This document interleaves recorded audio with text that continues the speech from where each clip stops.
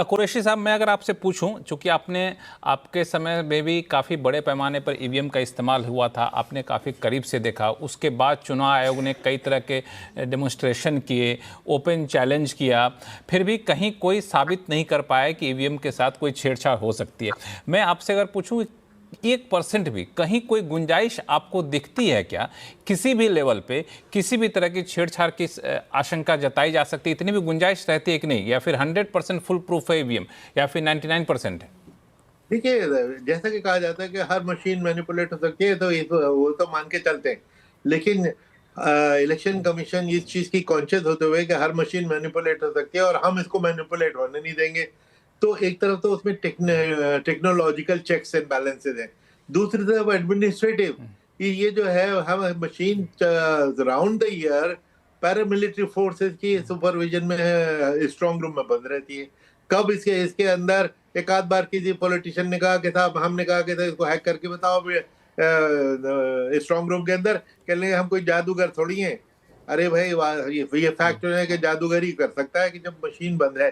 और इसमें इम्पोर्टेंट चीज ये है कि 3 बार इसके वो होते हैं, मॉक पोल होते हैं। मॉक पोल होता है सबसे पहले तो 3 4 5 महीने पहले, जब इलेक्शन की तैयारी हम करते हैं, कि हर single machine, every single machine 20 22 lakh उनको देखा जाता है कि ताकि हम उनको ड्यूटी पे भेज सके। उस मॉक पोल का रिजल्ट जो होता है वो ऑपोजिशन के हर पार्टी के जो एजेंट बैठे हुए होते हैं वो साइन करते हैं कि हमारे सामने मॉक पोल हुआ, ठीक थी मशीन। फिर अगला मॉक पोल होता है जिस पर कैंडिडेट डिसाइड हो जाते हैं कि कहीं 10 होंगे, कहीं 15 होंगे, कहीं 25 होंगे, तो उस दिन दोबारा मॉक पोल होता है। फिर उन एजेंट से फिर लिखवाया जाता है कि साहब इस दिन भी मॉक पोल किया, मशीन ठीक थी। तीसरा मॉक पोल होता है पोल डे पे, जब आप 8 बजे जाते हैं तो 7 बजे वहां एक मॉक पोल हो चुका होता है, जिसको हर एक सिंगल मशीन पे पूरी की पूरी 20 लाख 10 लाख पोलिंग स्टेशन में जो मशीन लगे इस्तेमाल हो रही है, उसको भी ये लोग लिख के देते हैं कि जी इस मशीन ठीक थी। 7:30 बजे मशीन ठीक है, 9:30 बजे उसमें क्या बेईमानी है, शाम को 7:30 बजे कैसे उसमें बेईमानी हो सकती है। और फाइनली मैं बताना चाहूंगा कि मॉक पोलिंग डे पे जब पोल खत्म हो जाता है, तो उस वक्त उस मशीन में 650 वोट पड़े तो सबको मालूम है, उस मशीन का नंबर सबको मालूम है। एक पेपर सील उसके चारों तरफ बांध दी जाती है, लपेट दी जाती है, जो नासिक की प्रिंटिंग प्रेस जहाँ पे करेंसी नोट छपते हैं, उसके ऊपर एक नंबर लिखा होता है जो यूनिक नंबर है, जो एक मशीन पे एक ही हो सकता है, कहीं और दूसरी हो नहीं सकती। उसके ऊपर एजेंट दस्तखत करते हैं उस सील के ऊपर। और जब 2 दिन बाद या 2 महीने बाद काउंटिंग डे पे ये मशीनें निकाली जाती हैं, तो लोगों को दिखाई जाती है कि देखो भाई, ये वो मशीन है जिसपे आपने सिग्नेचर किए थे, पहचान लो अपने सिग्नेचर। वो पहचान लेते हैं। उसके बाद ये मशीन वो सील तोड़ के मशीन अपना काम अपना दिखाना शुरू करती है कि इसमें इस कैंडिडेट को इतने वोट पड़े। तो किस स्टेज पे इसमें बेईमानी हुई? और जब ये मैं इसके नहीं, इस बात खत्म हाँ, या यू वांट? बिल्कुल। इसमें कुरैशी, हाँ, कुरैशी साहब, इसमें मैं एक सवाल पूछना चाहूँगा कि ठीक है, आपने कहा बिल्कुल फुल प्रूफ है टेक्नोलॉजी के हिसाब से, एडमिनिस्ट्रेशन के हिसाब से, लेकिन इसमें डेमोक्रेसी में सबसे बड़ी बात होती है विश्वास करना, भरोसा होना। सिस्टम अच्छा काम कर रहा है, ये एक अलग बात है, सिस्टम अच्छा काम करता हुआ दिखे, वो भी ज़रूरी होता है। तो इसको कैसे इंश्योर किया जा सकता है? ये बिल्कुल आपने ठीक बात कही। देखिए, ये एग्जैक्टली वही मशीन है जो हमने भी यूज की थी। हमारे वक्त में भी डाउट जरूर हुए, लेकिन हमने ऑल पार्टी मीटिंग बुला ली थी 2010 में, अक्टूबर में। जो सारे टॉप लीडर्स उसमें आए थे और उसके लीडर थे चंद्रबाबू नायडू, वो टेक्नोलॉजी के आइकॉन है। तो उन्होंने कहा कि हम ये नहीं कह रहे कि मशीन से रिजल्ट मैनिपुलेट हुए ना आगे हो सकते हैं, हम तो कहते हैं ट्रांसपेरेंसी नहीं है, ट्रांसपेरेंसी इंट्रोड्यूस कर दीजिए। हमने कहा वो कैसे? कि जी वीवीपैट इंट्रोड्यूस करके। हमने कहा वीवीपैट क्या होती है? उन्होंने बता समझा दिया कि वीवीपैट ये होती है। उसी मीटिंग में हमने फैसला कर लिया कि वीवीपैट यूज करेंगे। फौरन दोनों कंपनियों को कहा कि डेवलप करो, 1 साल के अंदर मशीनें जो वीवीपैट डेवलप होकर आ गई। तो आपने जो एक बात कही कि विश्वास न सिर्फ विश्वसनीय होना चाहिए, विश्वास लोगों को होना चाहिए।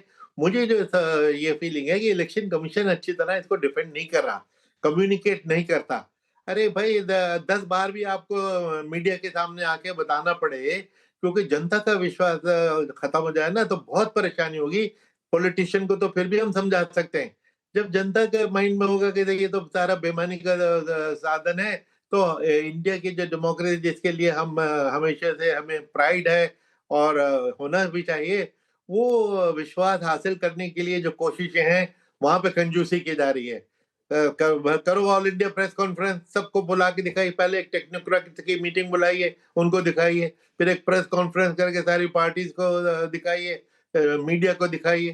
तो जब तक लोगों का विश्वास है, जब तक बड़ी बात डेमोक्रेसी। कही कि लोगों का विश्वास जीतने के लिए चुनाव आयोग को थोड़ा सा ज़्यादा मीडिया से भी या फिर लोगों के बीच में जाना चाहिए। हालांकि ये भी एक फैक्ट है कुरैशी साहब कि जब ऐसा करने की कोशिश करता है चुनाव आयोग तो पार्टियों से बहुत सहयोग मिलता नहीं है।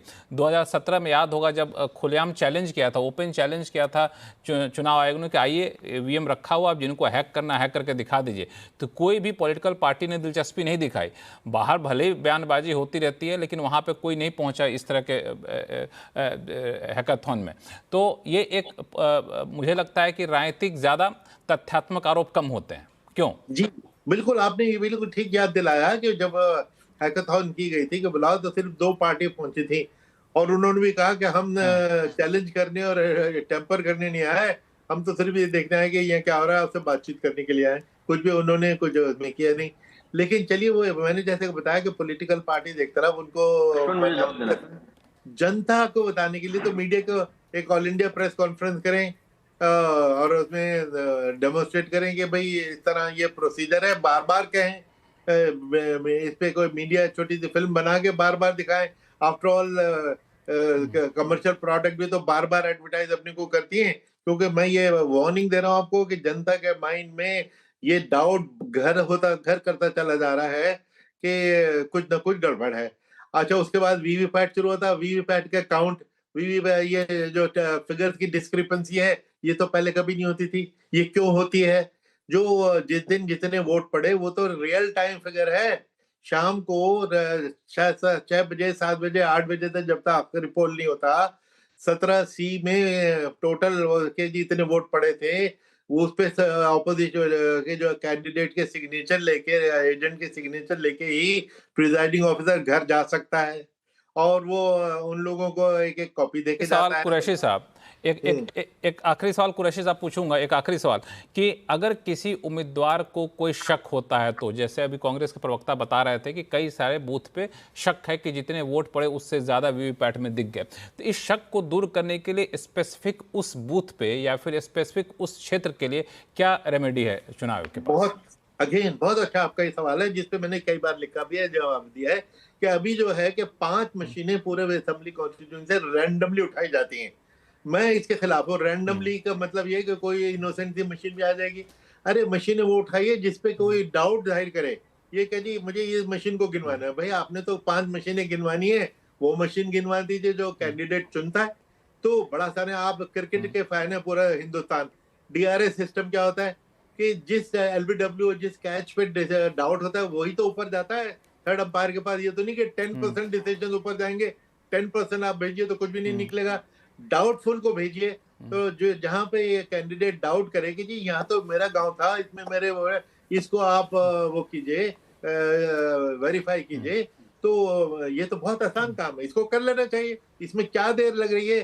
जो कमीशन को इस पे जिद करनी चाहिए। They should be open to this suggestion and बिल्कुल कुरैशी आइडिया। साहब, अपने आपने बहुत अच्छा सुझाव दिया है यहाँ पे और मैं उम्मीद करूँगा कि चुनाव आयोग आपके सुझावों पे गौर करेगा और इस चैनल के माध्यम से जो उन तक बात पहुँचेगी शायद उस पर। हाँ, कुछ कहना चाह रहे हैं जी?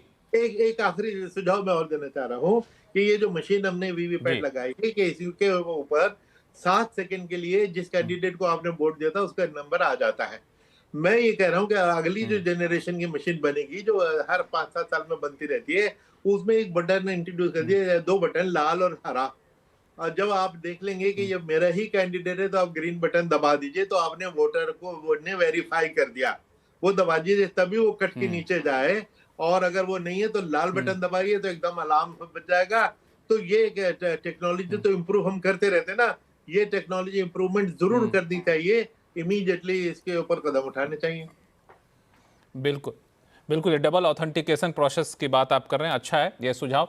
और ताकि सबसे बड़ी बात यही है कि कुरैशी साहब ये नहीं कर रहे हैं कि ईवीएम में को छेड़छाड़ किया जा सकता है। विश्वास ईवीएम के प्रति हो, ये बहुत ज़रूरी है और इसकी प्राथमिक जिम्मेदारी चुनाव आयोग की होती है। कुरैशी साहब, बहुत बहुत धन्यवाद हमारे इस शो में जुड़ने के लिए। हमारे साथ बाकी मेहमान बने हुए हैं। अभी तुरंत कुछ ही देर पहले बीजेपी के प्रवक्ता एसएन सिंह साहब हमारे साथ जुड़े। एसएन सिंह साहब नमस्कार। अभी आपने कुछ हद तक सुना होगा कुरैशी साहब की बात। उससे पहले कांग्रेस के प्रवक्ता थे जो कई सारे फैक्ट लेकर के आए थे। ये हवाएं बातें नहीं कर, जैसा उन्होंने खुद दावा भी किया, कई सारे फैक्ट लेकर के आए। उन्होंने बताया कि उन्हें क्यों ईवीएम पे शक हो रहा है। तो सवाल जो मैंने पूछा था कुरैशी साहब से, वही सवाल आपसे पूछूंगा कि ईवीएम हैक होता है कि नहीं होता है। ये अलग बात है, टेक्निकल मामला है, लेकिन कम से कम भरोसा तो दिला दीजिए कि ईवीएम हैक नहीं होता है। जो आप शक कर रहे हो, शक को हम दूर कर देंगे। लोकतंत्र में चुनाव से बड़ा पर्व तो कुछ होता नहीं है, चुनाव से ज़्यादा संवेदनशील मामला तो कुछ है नहीं। उससे क्यों बच रही है भाजपा? लक्ष्मण जी, देखेंगे दो बेसिक कहावत है और अक्सर वो सभी लोग कहते हैं, दादा परदादा भी कहे, पिताजी भी कहे और हम लोग भी कहते हैं, आगे भी कहते हैं।